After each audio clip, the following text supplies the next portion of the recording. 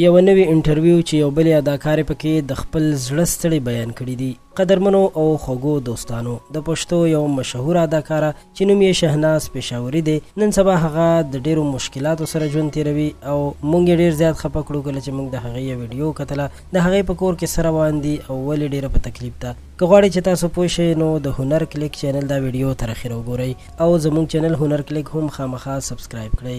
د هغې یو نوی انټرویو مې د نظر نه تیره شوه، غوښتل مې چې تاسو سره یې شریکه کړم چې څه یې ویلي دي. خوږو ملګرو، شهناز پېښوري ډیر زیات وخت یې اسماعیل شاهد، سید رحمان شینو، جهانگیر خان او نورو سینیرز اداکارانو سره په ډرامو او فلمونو کې کار کړی دی. یقینا چې کله به هم په سکرین باندې راغله، یعنی په ډرامه کې، نو خلکو به ډیره زیاته خوښوله ځکه چې د هغې کردار به ځان ته په یو منفرد طور باندې و. یقینا چې هغه وخت به یې ډیرې پیسې هم ګټلې، خو اوس وایي چې ډیره زیاته مجبوره یم او لور مې هم بیماره ده، یعنی د کولمو څه بیماري ورته لګېدلې ده. هغه وایي چې زما خپل کور هم نشته، د کرۍ په کور کې د ژوند ورځې شپې سبا کوم. شهناز پېښوري د حکومت نه هم ګیله کوي چې اداکارانو ته خاص توجه هم نه کوي او د هغوی ته داسې ځای نه ورکوي چې پکې ډرامې جوړې کړي او یا نور د اداکارۍ سره تړلي اکټیویټیز پکې ترسره کړي. هغه وایي چې نور خلک خو لا پرېږده، په خپلو خپلوانو کې هم خلک ما ته وایي چې ته مالداره یې، نو ځکه ما سره مرسته نه کوي او وایي چې تا سره ډېر مال او دولت دی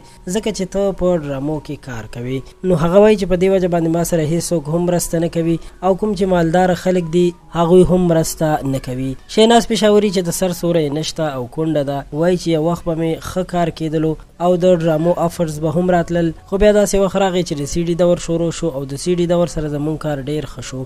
بیا ورپسې سمدست د یو اس بی دور راغی چې خلکو به ځان ته ډرامې اچولې او په کور ته به یې وړلې او په کور کې به یې کتلې. نو دغه کارونو یعنی د یو اس بي وغیره ټول مارکیټونه ډاون کړل او زموږ کاروبار یې ورو ورو خراب کو چې بیا د هغې نه وروسته سوشل میډیا، یوټیوب او د سوشل پلیټفارم باندې نور هم د اداکارۍ کارونه په ټپه ودرېدل. قدرمنو، هغه وایي چې لور مې راته هم بیماره ده او په کور راته پرته ده او کاروبارونه هم بیخي خراب دي. نو د دې خبرو هم همدغه مقصد و چې هغې سره مرسته وشي. که هر څوک ورسره مرسته کول غواړئ نو د الله په نوم یې ورسره بالکل کولی شئ ځکه چې هغه مسلمانه ده او د الله تعالی بنده ده.